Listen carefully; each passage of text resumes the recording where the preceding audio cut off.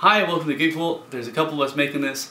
We're all in the electronics program at Conestoga College in Canada, and we just want to share what we love with everyone out there. And we're going to make a lot of mistakes on this video, and it's going to be awkward, but it's a first video, so we're just going to go at it. What we're doing is we're tearing apart a counterfeit D-Link power supply. This is actually made by a Chinese company. See if you can focus on that. Sorry. There we are. Yeah, okay. Yeah, we're in. Alright, and then we'll cut. So this is counterfeit, and we're going to crank this open. We're going to do some tests on it first to see kind of what voltage it's actually putting out. It's supposed to output 7.5 volt DC at 1000 milliamps. We're going to test it and see what it does at no load, and we're going to see what it does under load. So without further ado, our DC voltage is 11 volts on our 7.5 volt power brick here. So that's not too good if we're plugging in something and it gets hit with 11 volts. So let's see what this is actually under load. So this part, you don't need to record this because we'll be. Alright, so what I didn't mention is that we actually have a whole bag of these. So we want to know what their performance characteristics are before we use them for things like lights and stuff. So we'll see if they're any good. We got them for free, so I hope they're usable. This is our test setup here. We've got the Fluke measuring voltage across the two resistors. They're two 5-watt 3.3 ohm resistors, so there's a total 6.6 ohms in series here. And then we've got my cheap $60 multimeter here measuring the current, and we've got it set up so that it can handle it's on the 60 amp, or yeah, 60 amp fuse. So we're gonna just see if it blows up, and we're gonna see how much current's flowing through here at what voltage. So right now we don't have a circuit, so we don't have anything, but we will soon find out what the actual voltage drop is across our two resistors. So there we go.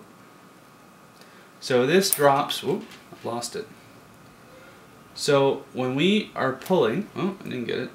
There we go. Alright. Now behave.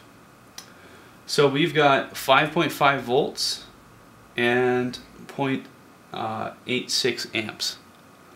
So the voltage drops way down under load, and we've got not really the maximum rated amperage coming out of this thing. So there you go. It's pretty unreliable at higher amperages, and I can feel this warming up under my finger here. Yeah, the voltage definitely drops down under load. So it's definitely not meeting the performance characteristics of 7.5 volts at 1 amp. Alright, so we've got our D-Link power supply here, and we plugged it in. We've got this thing operating, and we've got it here. We couldn't get the triggering to happen because we've got a lot of noise from cell phones and Bluetooth and Wi-Fi, but what you can see is a very distinct waveform shape here. You can see the sawtooth on the edges of the signal, and this is the ripple coming from the power supply. So we've got a single capacitor that's filling up and then discharging, and filling up and discharging, and filling up and discharging. And so you have this ripple, and we're zoomed in here at about 20 millivolts. So as you can see, the variations from just kind of at the bottom of the division to almost a whole division. So yeah, it's roughly around 18 millivolts that we're seeing in terms of ripple along here, and it's about every, give or take, 8 milliseconds, just eyeballing it. Maybe some people can point out in the comments, they can read the display for me and tell me that I'm wrong. And then the interesting thing is we've got these little heartbeats here, which are approximately every 25 milliseconds.